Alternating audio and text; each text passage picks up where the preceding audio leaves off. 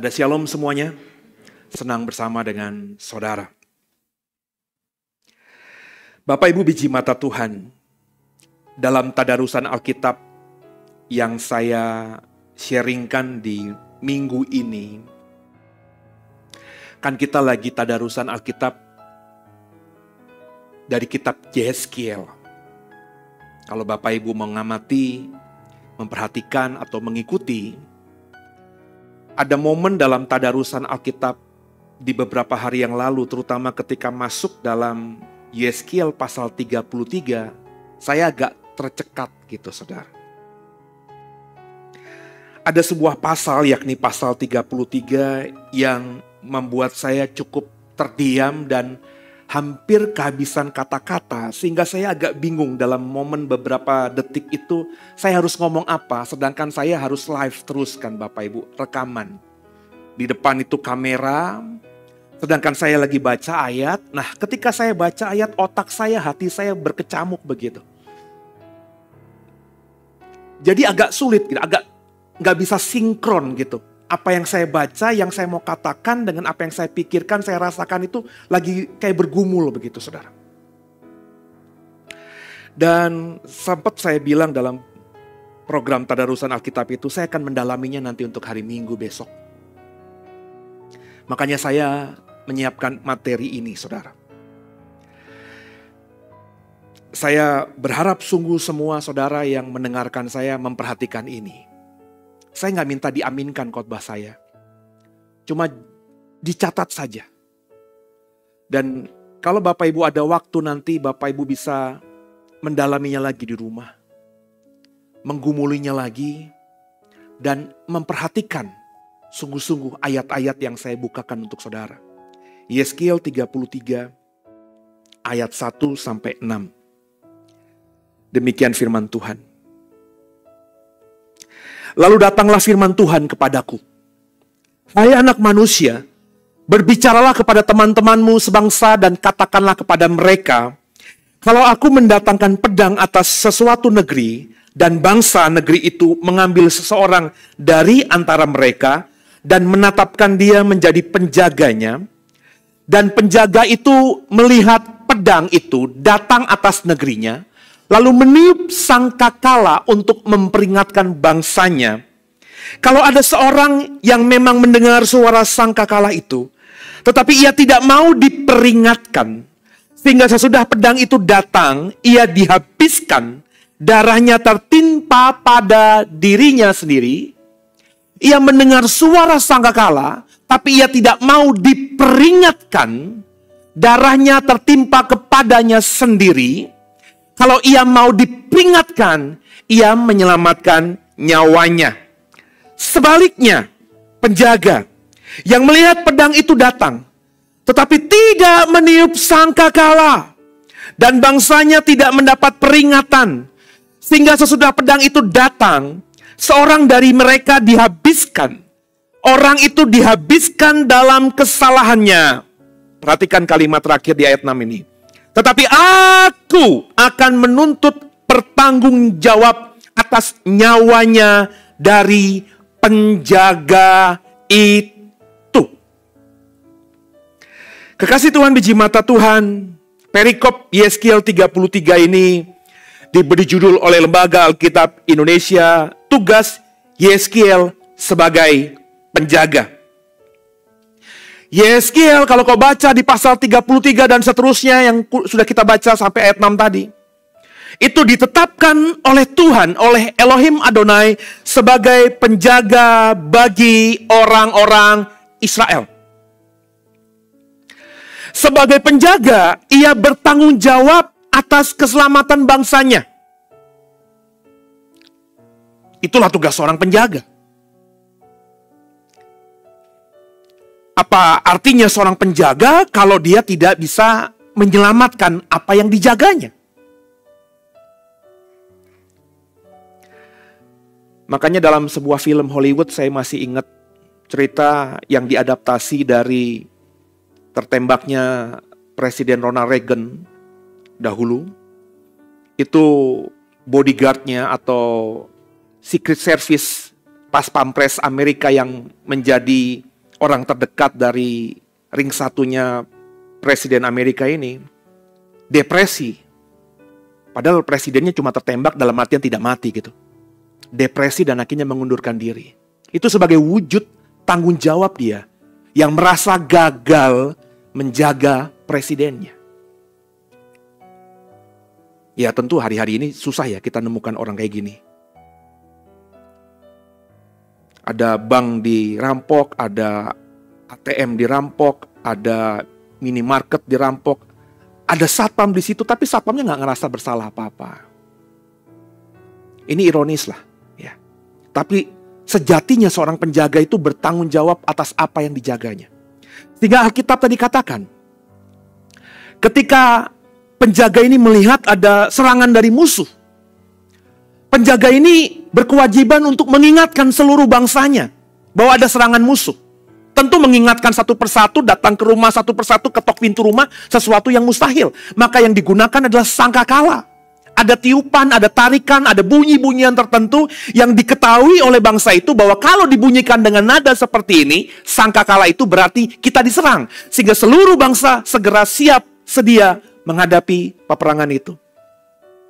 Tapi ketika si penjaga ini meniupkan sangkakala dan ada orang di dalam kota yang santai saja, alah, tidur aja lah, gak usah pusingin. Terus akhirnya dia mati, karena musuh yang masuk menyerang kota itu, dia mati bodoh. Si penjaga tidak dituntut, karena dia sudah memperingatkan. Tapi sebaliknya ketika penjaga ini melihat, saudara, ada serangan musuh, dan dia tidak mengambil tanggung jawabnya untuk mengingatkan penduduk kota itu bahwa mereka sedang diserang, maka ketika semuanya mati, penjaga ini dituntut, meskipun dia selamat, dituntut oleh Tuhan karena tidak memperingatkan warganya yang dijaganya sehingga mereka binasa. Entah saudara sudah sampai sebagaimana pemahaman saudara ketika saya sampaikan materi ini. Coba kita lanjutkan dulu ayat 7 sampai dengan ayat 9-nya. Lebih tajam nih ayatnya. Demikian firman Tuhan. Dan engkau anak manusia, kepada Yeskiel maksudnya Tuhan berkata, Aku menetapkan engkau menjadi penjaga bagi kaum Israel. Bila mana engkau mendengar sesuatu firman daripadaku, peringatkan mereka demi namaku. Kalau aku berfirman kepada orang jahat, hai orang jahat, engkau pasti mati, dan engkau tidak berkata apa-apa untuk memperingatkan orang jahat itu supaya bertobat dari hidupnya, orang jahat itu akan mati dalam kesalahannya, tetapi aku akan menuntut pertanggungjawab atas nyawanya daripadamu.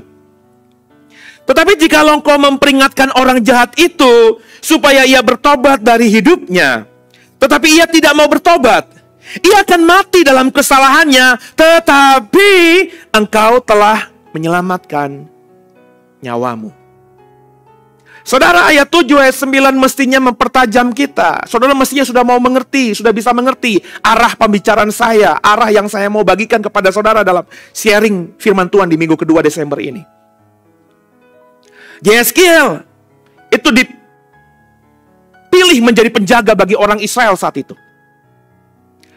Tuhan berkata kepada Yeskiel, kalau aku berkata kepada seseorang lewat mulutmu, nabiku, ingat ya, Yeskiel adalah nabi, kepanjangan mulutnya Tuhan. Kalau aku ingin berkata kepada orang tetanggamu, dan aku berkata kepada dirimu untuk disampaikan, kamu jahat, aku marah akan membinasakanmu karena kau jahat terhadap aku. Terus Yeskiel, karena tetangga, gak enak hati, gak mau sampaikan itu, maka orang jahat itu tetap mati karena kejahatannya. Dan Yeskiel yang tidak jahat, tapi cuma tidak mau menjadi penyambung lidah Tuhan saja, gak mau memperingatkan tetangganya yang Tuhan sudah bersabda kepadanya untuk diingatkan atas salah dosanya, maka Yeskiel juga akan dituntut pertanggungjawaban atas nyawa orang itu yang binasa karena dosanya. Tapi kalau Yeskiel meskipun agak ragu-ragu, tapi dia tetap sampaikan, saudaraku, tetanggaku, sahabatku, Tuhan berkata lewatku tadi, kau harus bertobat dari dosamu. Tapi kalau orang terdekatnya, tetangganya, saudaranya, sahabatnya itu berkata, apa sih lo? Urusanmu, urusanmu, urusanku, urusanku. Kalau dia berkata begitu dan dia tidak mau dengar kamu, Yeskiel, dia tetap akan mati karena dia berdosa. Tapi kamu sudah menyelamatkan nyawamu. Bapak Ibu, di sini kita bisa belajar berapa besar tanggung jawab dari seorang penjaga itu. Apa yang kita dapatkan dari ayat ini, saudara? Sebagian besar saudara tentu akan berkata dalam hati, Allah, ini pendeta lebay banget. Ini kan untuk Yeskiel, bukan untuk kita. Jelas firmannya untuk Yeskiel, bukan bagi kita. Apalagi Yeskiel itu hidupnya ribuan tahun yang lalu, zaman perjanjian lama. Sah-sah saja sih saudara berkata begitu. Memang itu konteks dekatnya, ayatnya untuk Yeskiel. Tapi kita harus belajar memahami Alkitab, menafsirkan Alkitab dengan benar. Bapak Ibu harus mengerti sebelum kau berkata sama saya, mendebat saya, Pak, konteksnya itu kan buat Yeskiel. Kau ngerti kata konteks enggak? Ketika kita mau menafsirkan Alkitab. Saya pernah soalnya begitu, saudara. Ya, lagi diskusi senang-senang gitu ya. Ya, ada orang yang karena sering dengar saya, lepas Seno tuh nggak menafsirkan sesuai konteks dekatnya. Konteks dekatnya itu kan firman Tuhan hanya untuk si ini. Tokoh Alkitab maksudnya. Saya cuma senyum-senyum aja. Iya, konteks dekatnya itu. Tapi kau tahu nggak konteks kalau kita harus baca Alkitab itu? Bapak Ibu tahu nggak cara kerja Tuhan di perjanjian lama dan perjanjian baru itu seperti apa? Bapak Ibu kalau sudah membaca perjanjian lama dengan benar, terus sudah membaca perjanjian baru dengan benar, tentunya dalam hatimu, dalam pikiranmu yang terdalam, kau pasti berpikir, kok cara kerjanya agak berbeda ya?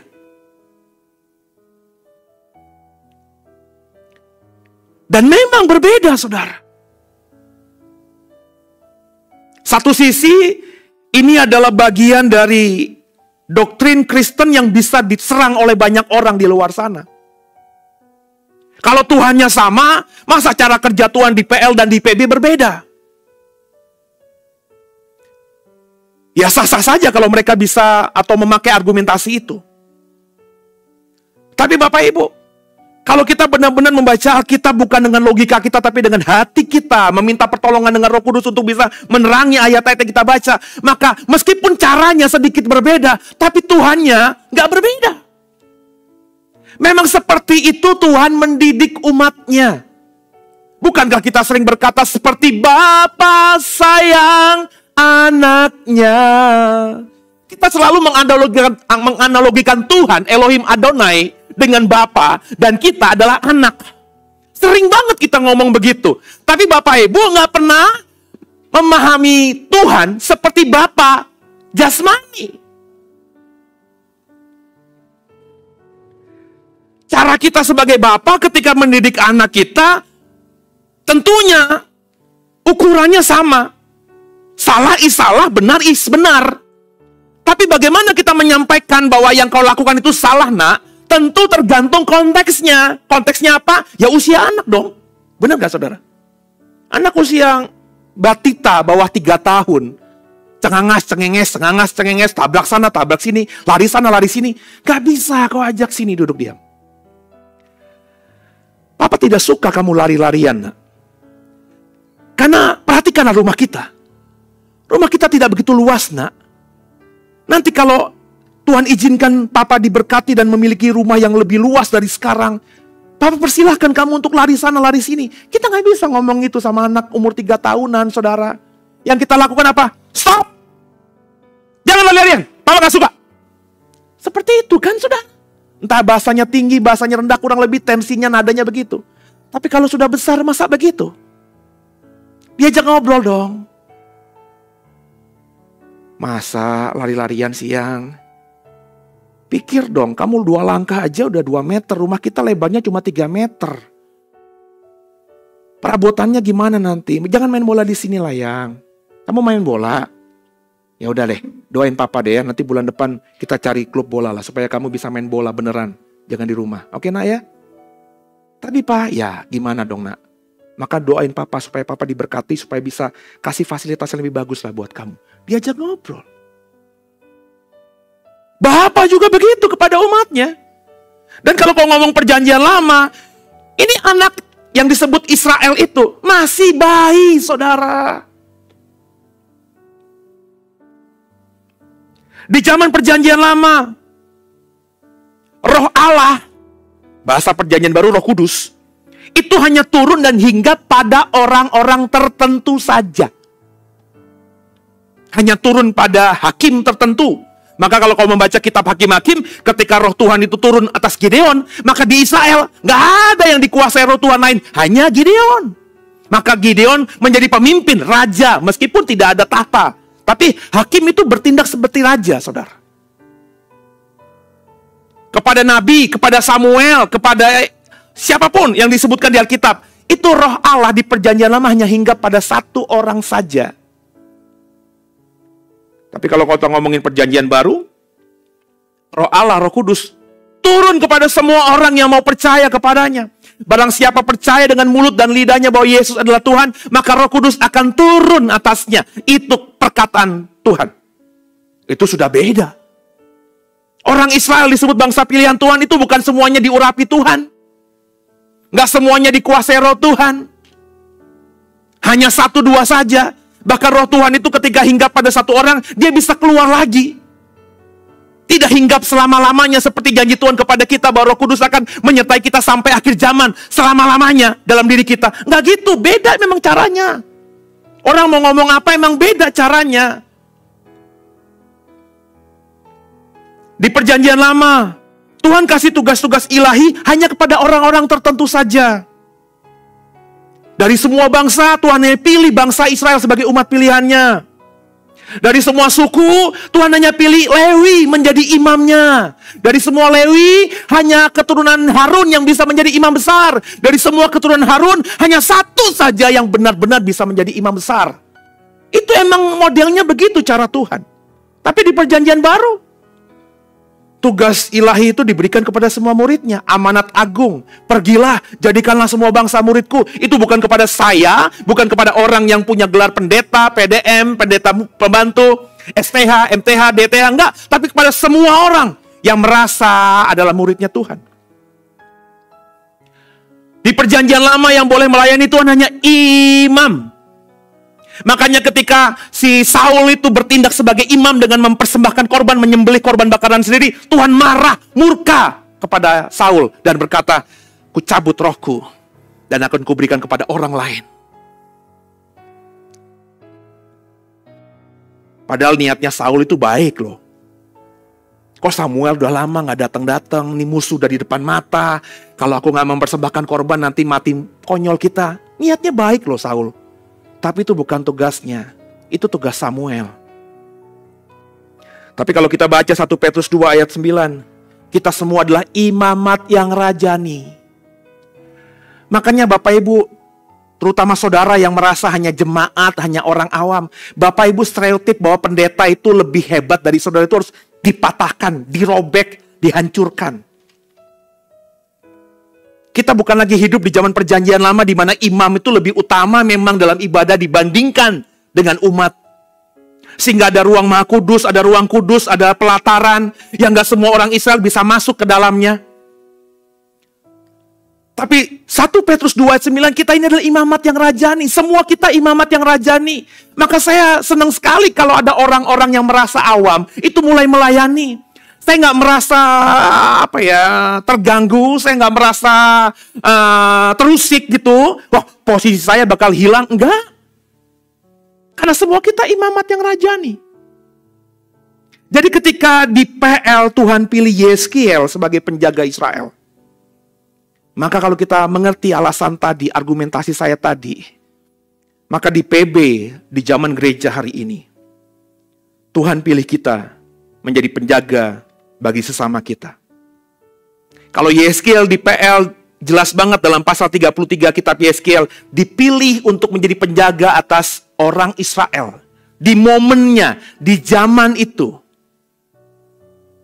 Tapi Bapak, Ibu dan saya hari ini, kalau kau sudah mengerti konsepnya tadi, ayat yang mengatakan Yeskiel dipilih menjadi penjaga bagi Israel, itu juga buat kita yang hari ini diminta Tuhan untuk menjadi penjaga bagi sesamamu. Kekasih Tuhan, biji mata Tuhan. Bisakah kita jadi orang percaya yang tidak peduli pada orang lain?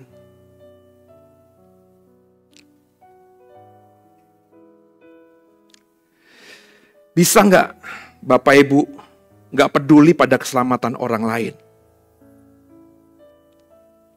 Seringkali gitu loh. Banyak orang yang mengaku Kristen, tapi sebenarnya hidupnya tuh nggak peduli sama orang. Kita nggak usah ngomong peduli itu yang diekspresikan lewat perbuatan dulu lah. Peduli aja dulu aja. Peduli berarti empati. Yang paling bisa menilai ya saudara sendiri. Ketika ada dengar kerabat kita, tetangga kita, saudara kita, orang yang kita kenal namanya meskipun tidak akrab sekali mengalami satu masalah. Gimana respon saudara? Yang paling tahu kan saudara, nyes gitu nggak? Kalau orang Muslim, Masya Allah, Astagfirullah. Orang Kristen gimana?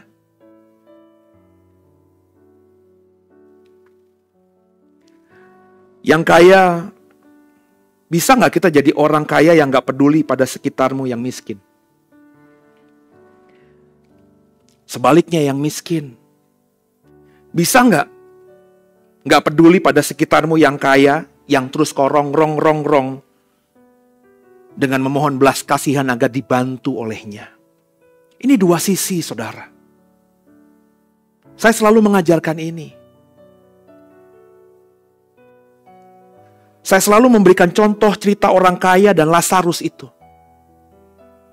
Orang kaya ini pesta sehari-hari tapi gak peduli ada orang miskin yang namanya Lazarus di depan rumahnya yang setiap hari susah hidupnya. Sebaliknya, yang kita perhatikan, Lazarus meskipun dia miskin, dia memang meminta-minta, tapi dia tidak berharap sanya kepada si orang kaya yang namanya tidak disebutkan Alkitab ini. Ketika orang kaya ini gak ngasih dia apa-apa, dia berusaha. Itu yang saya katakan. Knowing gak orang kaya ada orang miskin di depan rumahnya? Mungkin iya. Tapi mungkin si orang kaya ini akhirnya merasa nyaman. Kenapa? Karena si Lazarus tidak merongrong dia. Buktinya apa? Alkitab mengatakan Lazarus memungut remahan-remahan roti yang jatuh dari meja orang kaya ini. Jadi ketidakpedulian kita yang menyebabkan orang lain binasa sangat mempengaruhi keselamatan kita. Bapak Ibu, biji mata Tuhan. Sebagai seorang penjaga, Bapak Ibu harus mengingatkan orang di sekitarmu. Semakin banyak tahu firman, semakin banyak kau dituntut oleh Tuhan. Tapi jangan berkecil hati. Wah, kalau gitu tanggung jawabnya lebih besar, Pak. Semakin tanggung jawab besar yang kau lakukan, semakin besar upahmu. Itulah yang namanya hukum tabur tuai. Jadi jangan berpikir, aduh, kata Pase tadi kalau tahu firman banyak, saya dituntut lebih. Kalau gitu lebih baik nggak usah baca Alkitab aja, supaya nggak dituntut banyak. Ya maka nggak heran nanti. Saya masih belum tahu surga seperti apa secara realistisnya. Tapi di surga nanti dalam kekekalan kau akan menyesal luar biasa. Karena kesempatan yang diberikan Tuhan di bumi ini untuk mengumpulkan harta yang bisa laku di surga, nggak kau kumpulkan.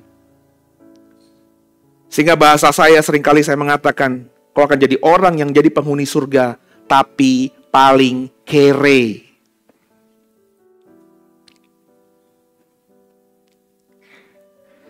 Kasih Tuhan, biji mata Tuhan. Kau mungkin kemudian berkata, alah Pase, ayat-ayat yang kau baca tadi kan perjanjian lama. Yeskiel emang berkata tadi, kalau aku gak ingetin saudaraku, kalau aku tahu dia salah, katanya aku dituntut nanti atas nyawanya yang binasa dalam neraka. Itu kan PL Pase. Siapa bilang PL doang?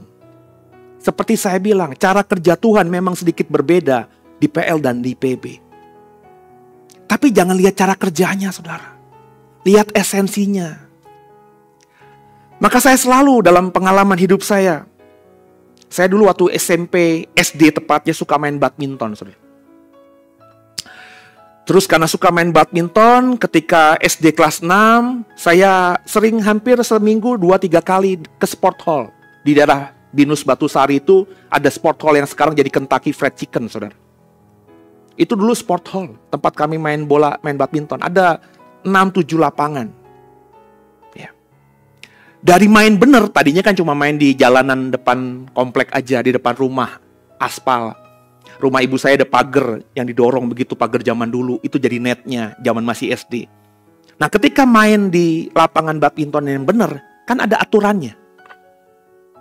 Ya, saya terbiasa otodidak yang asal mukul aja, belajar sendiri, nggak secara teori. Teman saya ketemu di sport club ini, itu bisa main badminton karena les.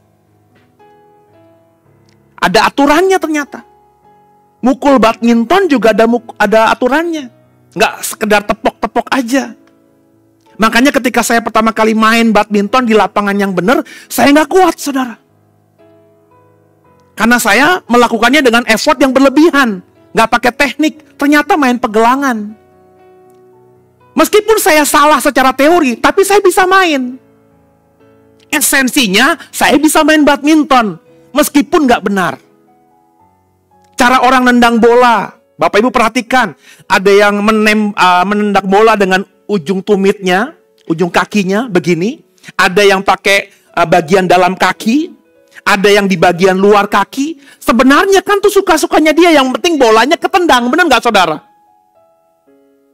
Nah, dalam membaca Alkitab juga kita harus pakai logika yang kita temukan sehari-hari di dunia ini.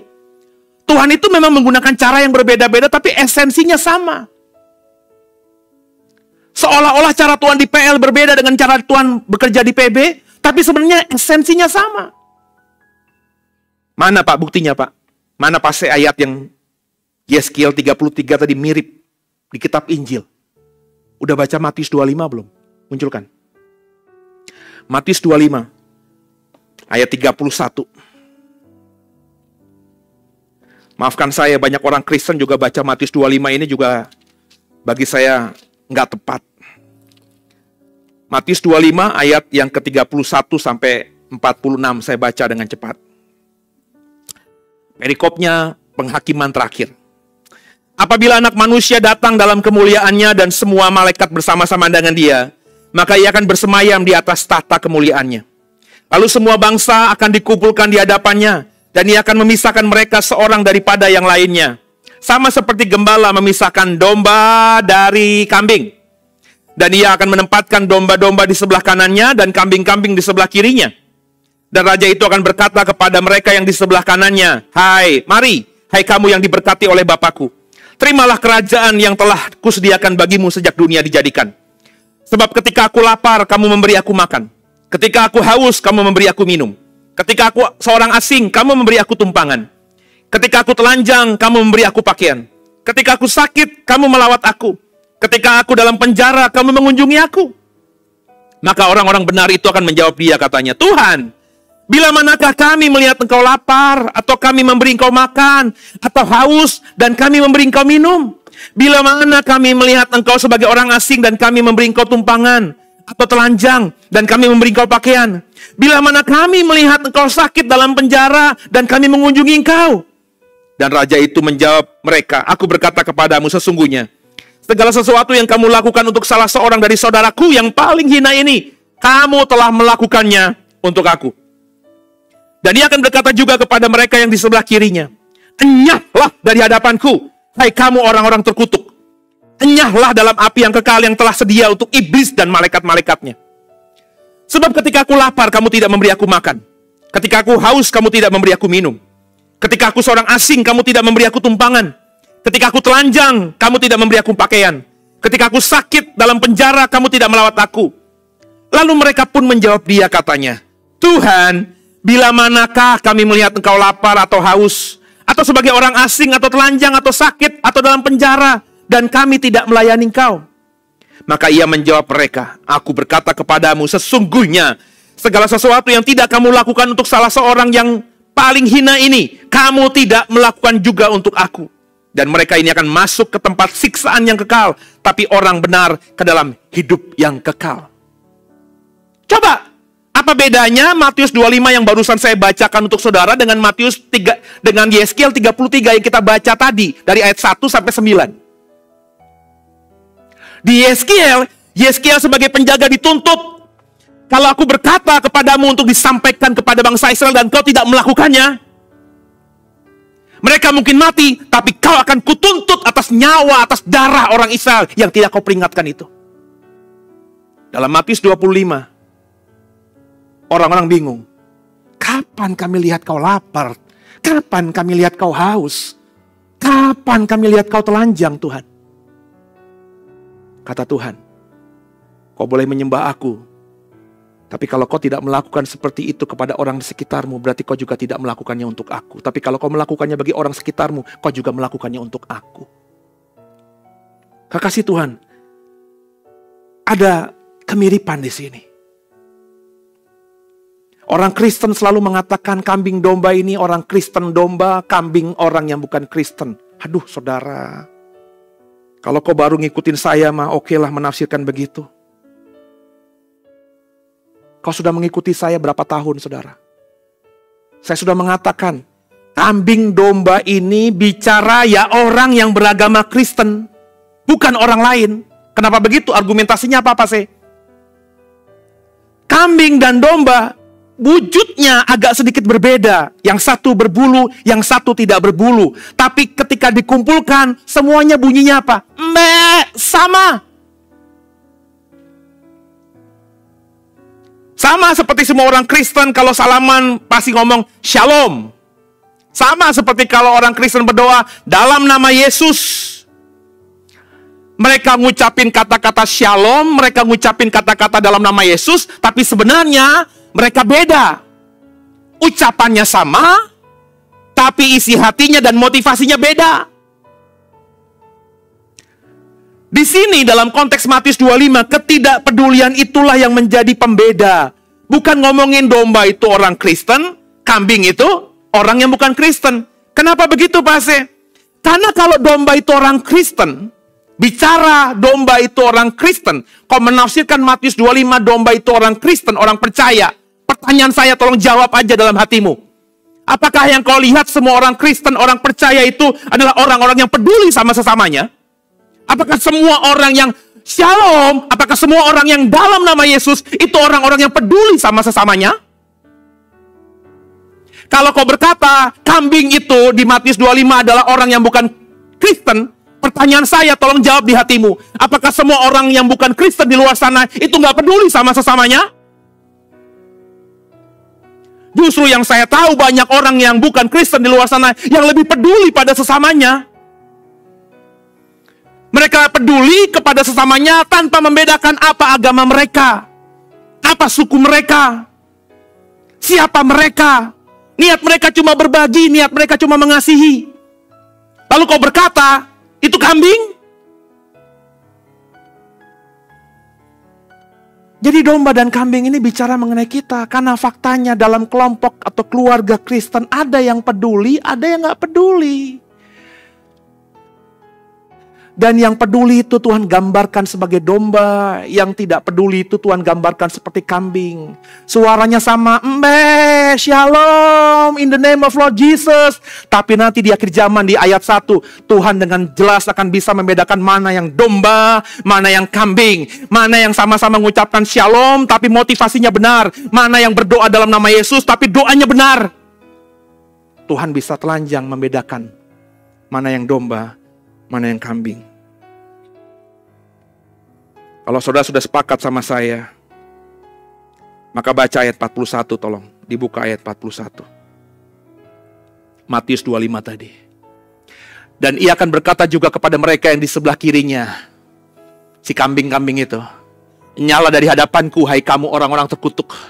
Nyala ke dalam api yang kekal yang telah sedia untuk iblis dan malaikat-malaikatnya. Makanya saya selalu berani berkata bahwa banyak orang yang nantinya ngakunya Kristen di bumi ini, tapi tidak ada tempat dalam kerajaan surga, tidak ada tempat dalam kekekalan bersama dengan Tuhan, tidak mendapat bagian dalam Yerusalem baru, tapi tempatnya adalah di neraka. Cerita ini paralel. Kalau Bapak Ibu sudah pernah mendengarkan khotbah saya soal orang yang dipercayakan 1 talenta, 2 talenta, 5 talenta. Ini semua ngomongin orang Kristen.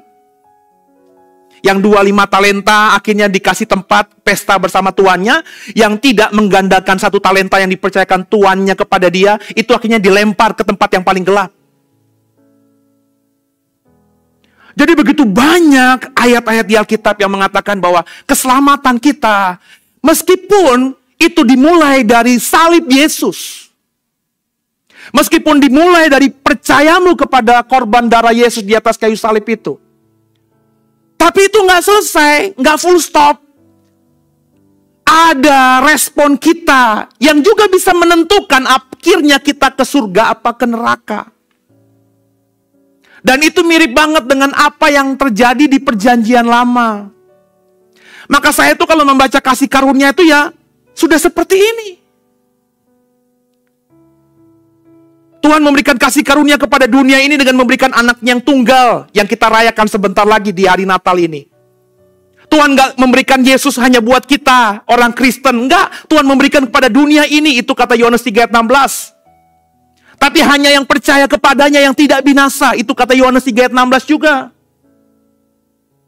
Sekarang kita sepakat, yang tidak binasa, yang selamat itu yang percaya. Nah, yang menjadi problematika, percayanya itu yang seperti apa? Ada orang Kristen di sana, di luar sana, yang tidak pernah memperhatikan tentang tanggung jawabnya, berkata, pokoknya asal percaya aja. Yang penting lu udah dibaptis, udah di CD, udah dikateksisasi, kemudian dicelupkan, mau dipercikin dalam nama Yesus, maka sekali selamat, kau selamat. Silahkan saja kalau kau mengimani begitu. Tapi bagaimana dengan ayat-ayat yang saya singkapkan barusan? Bagaimana kata saudara tiri dari Tuhan Yesus yang ketika Yesus hidup dia tidak percaya bahwa saudaranya ini Tuhan, tapi ketika saudaranya ini mati dapat kabar dari ibunya, kakakmu sudah mati di atas kayu salib, dia sedih karena biar bagaimana Yesus adalah kakaknya. Tapi kemudian Yesus bangkit dan menampakkan diri padanya sehingga dia bertobat. Yakobus. Begitu radikal pertobatannya sehingga dalam waktu yang sangat cepat seperti meteor, saudara, dia menjadi pemimpin gereja. Bahkan menurut saya dalam persidangan di Yerusalem, dalam Kisah Rasul 15, rasul hebat yang namanya Petrus, pemimpin para rasul, rasul hebat yang namanya Paulus, itu semuanya dengerin Yakobus karena yang memutuskan sidang Yerusalem bukan Petrus, bukan Paulus yang lagi berdebat mereka, tapi Yakobuslah yang menjadi pemutus. Inkrahnya, kepastian, apakah orang kalau mau jadi percaya harus disunat dulu apa tidak?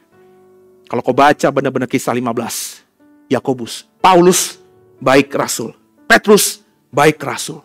Yakobus hebat ini berkata dalam suratnya apa? Iman tanpa perbuatan pada hakikatnya adalah mati.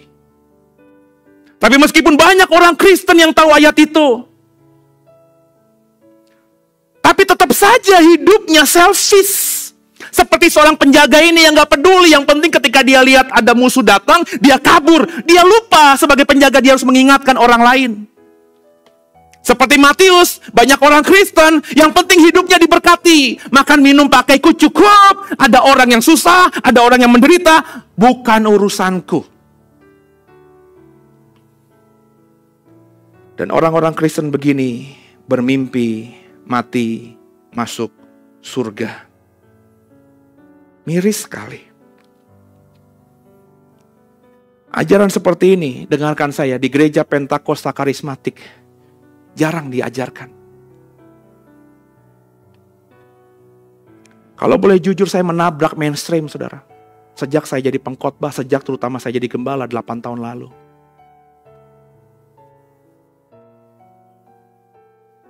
Teman-teman saya, inner circle saya, rekan-rekan pendeta yang paling dekat dengan saya, itu sangat mempercayai kasih karunia Tuhan.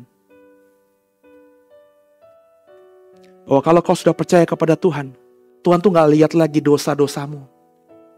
Beberapa bahkan mengajarkan dengan sangat literal kepada jemaatnya.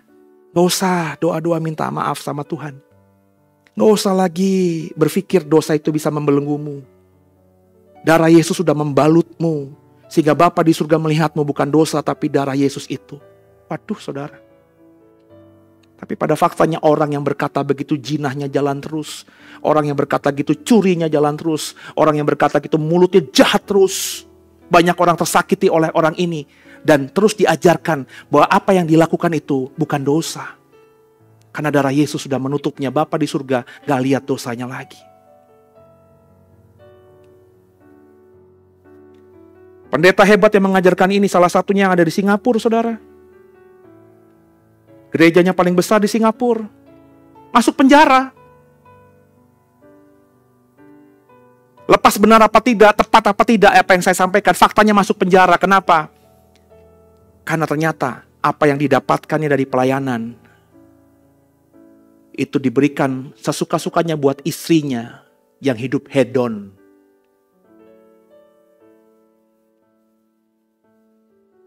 Apakah gereja ini tidak memberi kasih kepada sesamanya? Saya yakin ada kasihnya. Tapi nggak balas dengan apa yang dia dapatkan. Gereja yang punya penghasilan seminggu 1 miliar. Menabur 1 juta seminggu. Apakah itu equal? Apakah itu balance? 10%-nya aja nggak ada. Kalau gereja cuma penghasilannya 10 juta per bulan. Dia bisa memberi 1 juta. Itu udah luar biasa. Meskipun bagi yang menerima 1 juta itu kecil sekali. Tapi mengingat income gereja itu hanya 10 juta. Itu luar biasa. Nangkep saudara? Jadilah seorang percaya yang peduli pada sesamanya. Peduli pada keselamatan orang lain. Kau sudah tahu kebenaran. Kau sudah tahu A ini salah, B ini benar, A ini dosa, B ini kudus. Itu yang diingatkan kalau kau lihat ada orang lain yang berlaku salah.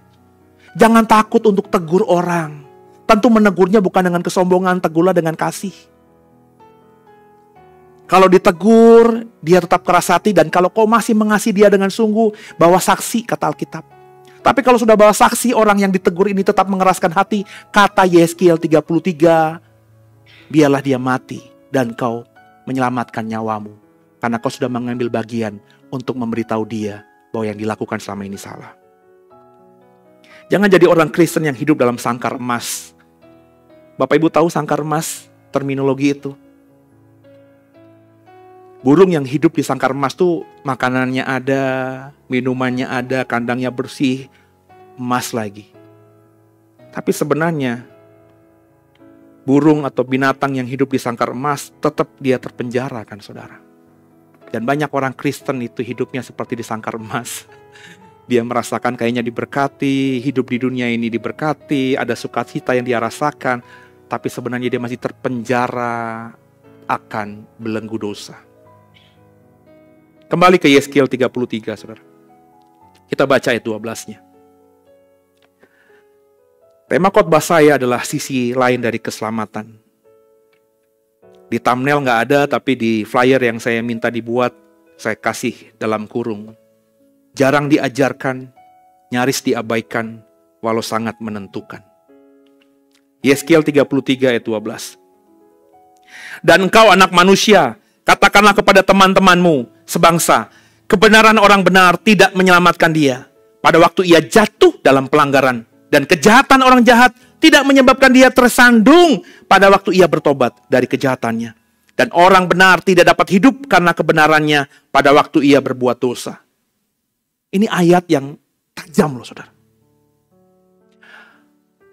Katakanlah kepada teman-temanmu sebangsa, kebenaran orang benar tidak menyelamatkan dia pada waktu ia jatuh dalam pelanggaran dan kejahatan.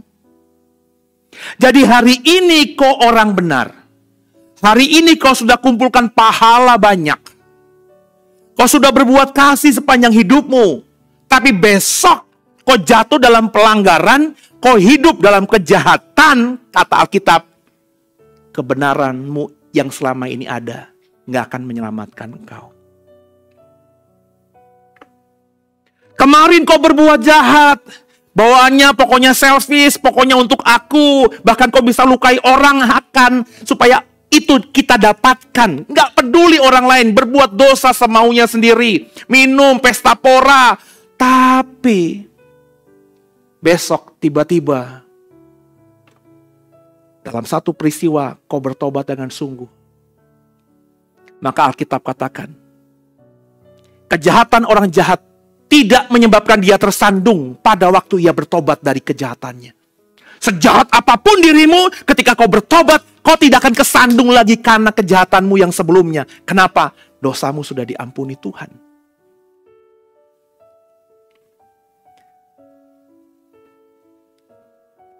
Orang baik punya masa lalu, orang jahat punya masa depan. Maksudnya saudara, apa yang kita lakukan hari ini kebaikan, tentu kita punya masa lalu juga yang brengsek. Masa lalumu yang brengsek itu yang membuatmu hari ini jadi orang baik. Orang jahat, sejahat-jahatnya dia masih punya masa depan. Kalau dia mau bertobat, dia akan memiliki masa depan yang gilang gemilang bersama dengan Tuhan. Kita hari ini baik karena ingin memperbaiki masa lalu yang kelam. Hari ini kita salah, segera perbaiki, karena kita masih punya masa depan yang lebih baik lagi. Ayat 13-20. Saya akan lanjutkan Yeskiel 33 ini. 13-20. Demikian firman Tuhan. Kalau aku berfirman kepada orang benar, engkau pasti hidup. Tapi ia mengandalkan kebenarannya dan ia berbuat curang. Segala perbuatan-perbuatan kebenarannya tidak akan diperhitungkan dan ia harus mati dalam kecurangan yang diperbuatnya. Kalau aku berfirman kepada orang jahat, engkau pasti mati. Tetapi ia bertobat dari dosanya, serta melakukan keadilan dan kebenaran.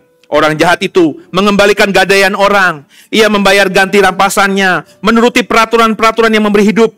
Sehingga tidak berbuat curang lagi. Ia pasti hidup, ia tidak akan mati. Semua dosa yang diperbuatnya tidak akan diingat-ingat lagi. Ia sudah melakukan keadilan dan kebenaran, maka ia pasti hidup.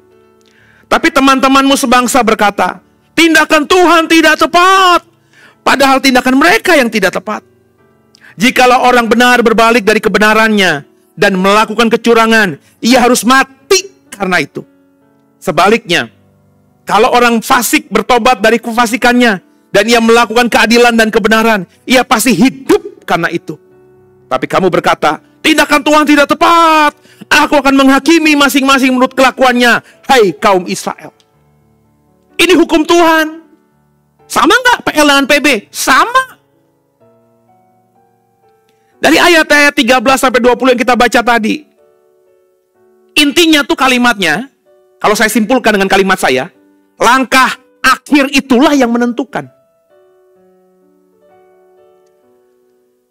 Ayat ini sebenarnya pengulangan Tuhan pada Yeskiel yang dicatat dalam Yeskiel 18. Coba kita baca Yeskiel 18. Ayat 21-32. Menarik saudara. Karena dalam kitab Yeskiel mesti diingatkan Tuhan 2 kali tentang hal ini. Artinya apa? Artinya orang Israel yang hidup di zaman Yeskiel gak ngerti kebenaran ini. Sehingga firman ini mesti turun 2 kali dan mesti diulangi oleh Yeskiel. Yeskiel 18 ayat 21-32. Saya baca dengan cepat. Tapi jikalau orang fasik bertobat dari segala dosa yang dilakukannya dan berpegang pada segala ketetapanku serta melakukan keadilan dan kebenaran, ia pasti hidup, ia tidak akan mati lagi. Segala durhaka yang dibuatnya tidak akan diingat-ingat lagi terhadap dia. Ia akan hidup karena kebenaran yang dilakukannya. Apakah aku berkenan kepada kematian orang fasik? Demikian firman Tuhan Allah. Bukankah kepada pertobatannya supaya hidup? Jikalau orang benar, perhatikan, berbalik dari kebenarannya dan melakukan kecurangan seperti segala kekejian yang dilakukan oleh orang fasik, apakah ia akan hidup? Segala kebenaran yang dilakukannya tidak akan diingat-ingat lagi. Ia harus mati karena ia berubah setia dan karena dosa yang dilakukannya. Tapi kamu berkata, tindakan Tuhan tidak tepat. Dengarlah dulu, hai kaum Israel. Apakah tindakanku yang tidak tepat atau tindakanmu yang tidak tepat? Kalau orang benar berbalik dari kebenarannya dan melakukan kecurangan sehingga ia mati, ia harus mati karena kecurangan yang dilakukannya. Sebaliknya kalau orang fasik bertobat dari kefasikannya yang dilakukannya dan ia melakukan keadilan dan kebenaran, ia akan menyelamatkan nyawanya. Ia insaf dan bertobat dari segala durhaka yang dibuatnya. Ia pasti hidup, ia tidak akan mati. Tapi kaum Israel berkata, tindakan Tuhan tidak tepat. Apakah tindakanku yang tidak tepat, hai kaum Israel, atau tindakanmu yang tidak tepat? Oleh karena itu aku akan menghukum kamu masing-masing menurut tindakannya, hai kaum Israel. Demikianlah firman Tuhan Allah. Bertobatlah, berpalinglah dari segala durhakamu, supaya itu jangan bagimu menjadi batu sandungan yang menjatuhkan kamu ke dalam kesalahan. Buanglah daripadamu segala durhaka yang kamu buat terhadap aku. Perbaharui hatimu dan rohmu. Mengapa kamu akan mati, hai kaum Israel? Sebab aku tidak berkenan kepada kematian seorang yang harus ditanggungnya. Demikianlah firman Tuhan Allah. Oleh sebab itu bertobatlah, supaya kamu hidup. Orang benar, tadinya benar, berbuat salah, maka yang benar kemarin itu gak ada artinya. Kemarin brengsek, kemarin jahat, terus dia bertobat, yang jahat, yang brengsek itu gak diingat-ingat lagi, karena Tuhan lihatnya yang baik. Karena yang diinginkan Tuhan adalah pertobatan. Ku berjuang sampai akhirnya, kau dapati aku tetap setia. 2 Timotius 4 ayat 6-8. Mengenai diriku, darahku sudah mulai dicurahkan sebagai persembahan, dan pada saat kematianku sudah dekat. Aku telah mengakhiri pertandingan yang baik, dan aku telah mencapai garis akhir, dan aku telah memelihara iman. Sekarang telah tersedia bagiku mahkota kebenaran yang akan dikaruniakan kepadaku oleh Tuhan, Hakim yang adil, pada harinya. Tapi bukan hanya kepadaku, kata Paulus, melainkan kepada semua orang yang merindukan kedatangannya. Paulus secara roh dia berkata, waktuku gak lama lagi. Aku sudah berjuang dengan imanku. Aku sudah sampai garis akhir. Sebentar aku dapat mahkota, tapi bukan aku doang. Semua orang yang melakukan seperti yang kulakukan pasti akan mendapatkannya. Pertanyaan saya, pahamkah saudara akan hal ini? Penting untuk sampai di garis akhir dengan baik. Itu kenapa Paulus mengingatkan dengan cukup keras kepada Timotius. Coba dibaca ayat 1-5-nya. Dia nasihatkan Timotius begini.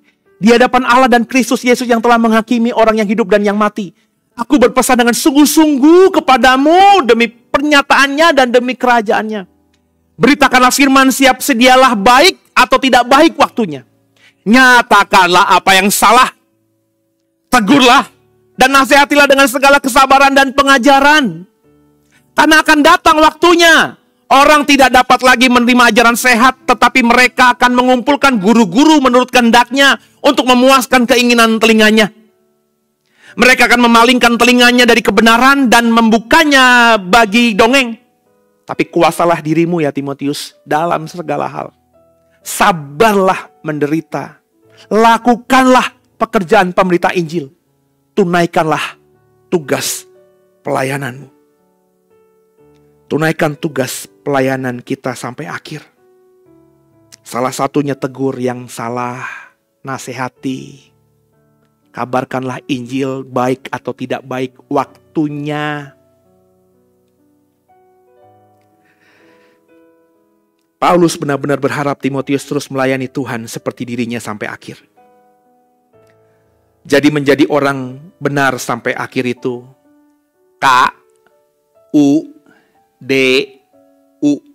apa? Kudu. Kalau hari ini kau sudah jadi orang baik, jadi orang benar, kebaikan kebenaran yang kau pancarkan setiap harinya, thanks God. Tapi jangan puas diri. Kalau kemarin kau merasa aku ini masih gak layak sama Tuhan, aku buat jahat, segera bertobat. Tapi Pak Pendeta, dosaku terlalu berat. Lah, siapa yang mengukur, kau atau Tuhan? Tuhan bisa menghentikan jari seperti ini, membuat dosamu yang semerah kermizi, dia buat ubah seperti putih bulu domba. Sanggup dia. Buktinya siapa? Lah Paulus. Kurang jahat brengsek apa Paulus? Ngebunuhin banyak orang Kristen, nangkapin banyak orang Kristen.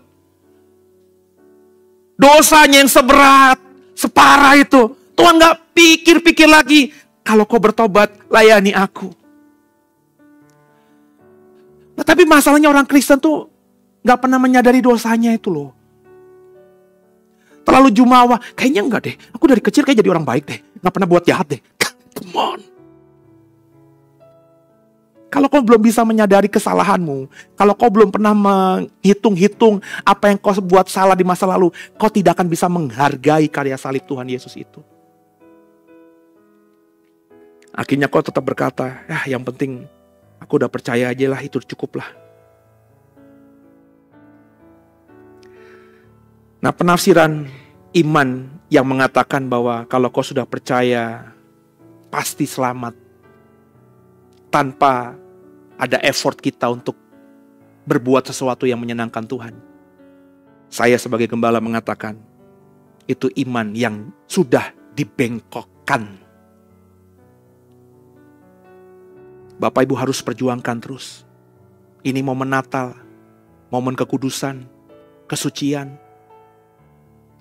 Dia datang di zaman orang Israel lagi benar-benar tidak ingat sama Tuhan. Alkitab katakan bahkan dia datang ketika semua orang masih berbuat dosa. Terus kau mau menghampiri Natal dengan masih punya pikiran dosa. Kau mau merayakan Natal dengan isi hati yang masih dosa. Kau mau benar-benar menikmati keharmonisan, damai sejahtera, sukacita, kebahagiaan Natal bersama keluarga dengan dosa yang belum kau bereskan. Ironis.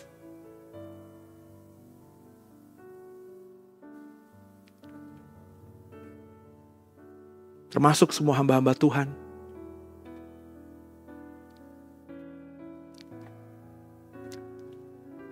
Entah hari-hari ini kenapa gitu ya, saya tuh sering dengar sekarang ini orang yang saya kenal, pelayan-pelayan Tuhan. Satu-satu. Ada yang dihukum, ada yang diskorsing, ada yang gerejanya pecah, ada yang jual gerejanya, katanya gerejanya gak bertumbuh. Ada aja gitu berita-berita itu sampai ke kuping saya. Ironisnya ada sebuah gereja besar di Jakarta. Jemaat yang masih aktif masih di atas 150-an. Tapi memang gak balance dengan gedung gereja yang besar yang bisa menampung hampir 700 orang. Jadi 150 kalau datang sepi, apalagi ibadahnya 2 kali. Jadi dipecah 50 yang datang. Terus saya dapat kabar, dijual. Gedung sudah bersertifikat, sudah izin gereja. Dijual bersama jemaat-jemaatnya. Alasannya tidak mengalami pertumbuhan jemaat dan tidak bisa menutupi kos bulanan. Saya ketika dengar itu nangis. Saya gak kenal siapa pendetanya, saya cuma tahu gerejanya karena diinfokan sama teman saya. Saya tahu juga lokasinya. Saya nangis kenapa? Saya bilang begini, andai kata gue kenal sama pendetanya, gue suruh datang ke gereja gue Tuhan.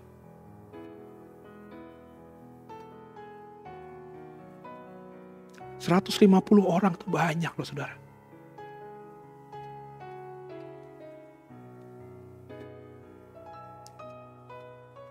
Ini hari ini kok lumayan banyak ini. Biasanya datang cuma berapa orang. Kok orang-orang itu gak bisa bersyukur, gak bisa mengandalkan Tuhan. Gak fighting gitu loh. Nonton film Korea ya, fighting. Tapi tempe. Pendeta ini gak mundur dari kependetaannya, saudara. Cuma mundur jadi gembala doang. Dia khotbah di mana-mana. Come on. Motivasinya apa? Cari duit berarti.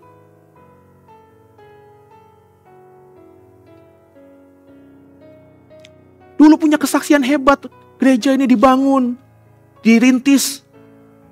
Tapi ternyata tadi belum mati, masih sehat, sudah mundur.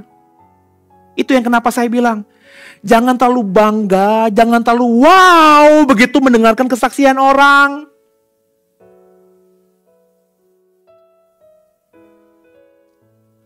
Nanti kita boleh sama-sama, wow, saya bisa, Prana, keren banget loh Pak. Pak Yusak, keren banget loh Pak. Nanti, di mana? Di surga gitu. Jangan nanti Pak Prana punya kesaksian setahun depan luar biasa, terus, luar biasa. Alah, tahun depan kau bersaksi hebat. 5 tahun lagi nggak tahu.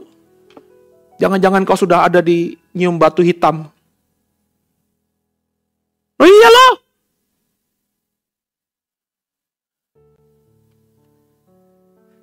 Ayat terakhir ini akan saya bacakan untuk saudara.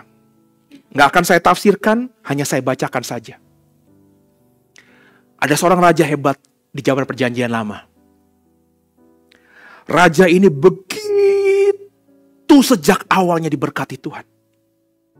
Takut akan Tuhan. Bergantung sama Tuhan. Punya bapak. Berarti kan kalau raja, dia raja, bapaknya raja juga dong. Punya bapak yang benar-benar takut akan Tuhan. Jadi raja sebelumnya itu takut akan Tuhan. Dia ketika jadi raja mewarisi iman bapaknya. Jadi takut akan Tuhan. Bukan Salomo. Saya nggak mau ngomongin Salomo. Saya mau ngomongin raja yang hebat awalnya. Tapi akhirnya binasa. 2 Tawarik 26. Ayat 1 sampai 23. Izinkan saya membaca buat saudara sebagai ayat terakhir kita. Raja Uzia. Segenap bangsa Yehuda mengambil Uzia yang masih berumur 16 tahun dan menobatkan dia menjadi raja menggantikan ayahnya Amasya. Ia memperkuat Elot dan mengembalikannya kepada Yehuda. Sesudah raja mendapat perhentian bersama-sama dengan nenek moyangnya. Uzia berumur 16 tahun pada waktu ia menjadi raja. Dan 52 tahun lamanya ia memerintah di Yerusalem. Salah satu raja yang paling durasinya panjang memerintah. Nama ibunya ialah Yekholia dari Yerusalem.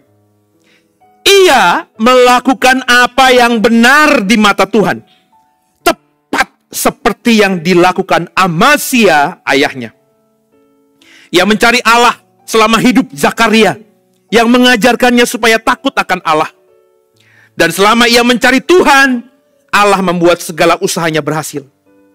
Maka majulah ia berperang melawan orang-orang Filistin, membongkar tembok Gad, Yabne, Asdod, lalu mendirikan kota-kota di sekitar Asdod dan lain-lain wilayah orang Filistin. Allah menolongnya terhadap orang Filistin, terhadap orang Arab yang tinggal di Gurbaal, dan terhadap orang Meunim. Orang-orang Amon membayar upeti kepada Uzia. Namanya termasyur sampai ke Mesir karena kekuatannya yang besar. Uzia mendirikan menara di Yerusalem, di atas pintu gerbang sudut, di atas pintu gerbang lebak, dan di atas penjuru serta mengkokohkannya. Ia mendirikan juga menara-menara di padang gurun dan menggali banyak sumur karena banyak ternaknya, baik di dataran rendah maupun di dataran tinggi. Juga ia mempunyai petani-petani, penjaga-penjaga kebun anggur di gunung-gunung, di tanah yang subur, karena ia suka pada pertanian. Selain itu, Uzia mempunyai tentara yang sanggup berperang, yang maju berperang dalam laskar-laskar menurut jumlah anak buah yang dicatat oleh Panitra Yeiel dan penata usaha Maaseiah di bawah pimpinan Hananya, salah seorang panglima raja. Kepala-kepala puak pahlawan-pahlawan yang gagah perkasa itu seluruhnya berjumlah 2.600 orang. Di bawah pimpinan mereka terdapat satu bala tentara terdiri dari 307.500 orang yang gagah perkasa dalam berperang untuk membantu raja dalam menghadapi musuh. Uzia memperlengkapi seluruh tentara itu dengan perisai, tombak, ketopang, baju jirah, busur, dan batu umban. Ia membuat juga di Yerusalem alat-alat perang, ciptaan seorang ahli yang dapat menembakkan anak panah dan batu besar untuk ditempatkan di atas menara-menara dan penjuru-penjuru. Nama raja itu termasyur sampai ke negeri-negeri yang jauh, karena ia ditolong dengan ajaib sehingga ia menjadi kuat. Setelah ia menjadi kuat, ia menjadi tinggi hati, sehingga ia melakukan hal yang merusak. Ia berubah setia kepada Tuhan Allahnya dan memasuki bait Tuhan untuk membakar ukupan di atas mezbah pembakaran ukupan. Tapi Imam Azaria mengikutinya dari belakang bersama-sama 80 imam Tuhan, orang-orang yang tegas. Mereka berdiri di depan Raja Uzia dan berkata kepadanya, "Hai Uzia, engkau tidak berhak membakar ukupan kepada Tuhan. Hanyalah imam-imam keturunan Harun yang telah dikuduskan yang berhak membakar ukupan. Keluarlah dari tempat kudus ini, karena engkau telah berubah setia. Engkau tidak akan memperoleh kehormatan dari Tuhan Allah karena hal ini." Tapi Uzia dengan bokor ukupan di tangannya untuk dibakar menjadi marah. Sementara marahnya meluap terhadap para imam, timbullah penyakit kusta pada dahinya di hadapan para imam di rumah Tuhan dekat mezbah pembakaran ukupan. Imam kepala Azaria dan semua imam lainnya memandang kepadanya, dan sesungguhnya ia sakit kusta pada dahinya. Cepat-cepat mereka mengusirnya dari sana, dan ia sendiri tergesa-gesa keluar karena Tuhan telah menimpakan tulah kepadanya. Raja Uzia sakit kusta sampai kepada hari kematiannya. Dan sebagai orang sakit kusta, ia tinggal dalam sebuah rumah pengasingan karena dikucilkan dari rumah Tuhan. Dan Yotam anaknya mengepalai istana raja dan menjalankan pemerintahan atas rakyat negeri itu. Selebihnya dari riwayat Uzia dari awal sampai akhir ditulis oleh Nabi Yesaya bin Amos. Kemudian Uzia mendapat perhentian bersama-sama dengan nenek moyangnya. Ia dikuburkan di samping nenek moyangnya di ladang dekat pekuburan raja-raja. Karena ia berpenyakit kusta, kata orang. Maka Yotam anaknya menjadi raja menggantikan dia. Memerintah 56 tahun. Cari raja Yehuda. Even Raja Israel yang memerintah sampai 50 tahun lebih. Ini orang hebat. 16 tahun masih unyu-unyu jadi raja. Takut akan Tuhan, tegas. Dipakai Tuhan luar biasa, semua orang takluk. Filipin, bukan cuma Filipin yang takluk, tapi kota Gad, kota para raksasa ditaklukkan. Kemasyurannya sampai kemana? Sampai ke Mesir. Hanya gara-gara tinggi hati. Congkak. Melakukan sesuatu yang dilanggar Taurat. Yang dilarang Taurat. Membakar ukupan di mezbahnya Tuhan. Kusta di dahi, diusir, sadar diri, lari, masuk istana, orang gak lagi mau dekat, kusta. Ditaruh di kamar pengasingan, padahal raja, sampai matinya diasingkan. Bahkan kalau kau baca tadi, dan ia dikuburkan di samping nenek moyangnya di ladang dekat pekuburan raja-raja. Karena ia berpenyakit kusta. Dikuburkan di samping, dalam bahasa aslinya, dia tidak dikuburkan bersamaan dengan nenek moyangnya. Tapi dikuburannya di samping, di sebelah. Gak bisa disatukan karena dia kusta. Kekasih Tuhan, biji mata Tuhan. Di minggu kedua Desember ini, sesaat sebelum menutup tahun 2022 dan memulai 2023, perhatikanlah keselamatanmu. Pertama, jadilah orang yang peduli pada keselamatan sesamamu. Jadi penjaga untuk mereka. Yang kedua, perhatikanlah langkah akhirmu, agar terus ada dalam jalannya Tuhan. Jika Bapak, Ibu, dan saya melakukan dua hal tadi, gak cepat tinggi hati seperti Uzia, Terus kerjakan seperti Yeskiel melakukan, seperti perintah Tuhan di Matius 25 lakukan. Jadi berkat buat sesama, dipertahankan ritme itu sampai akhirnya. Maka kau akan mendapatkan yang disebut dengan keselamatan.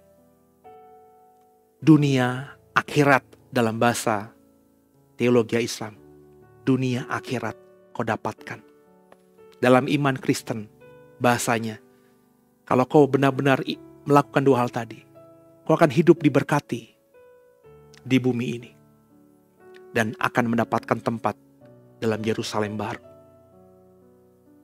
So, jangan abaikan ini. Sekali lagi saya nggak minta diaminkan.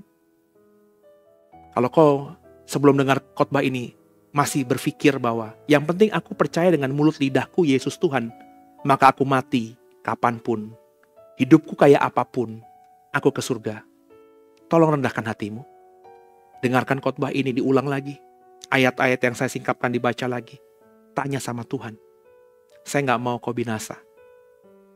Saya mengajarkan ini agar semua kita mendapatkan tempat dalam Yerusalem baru. Haleluya.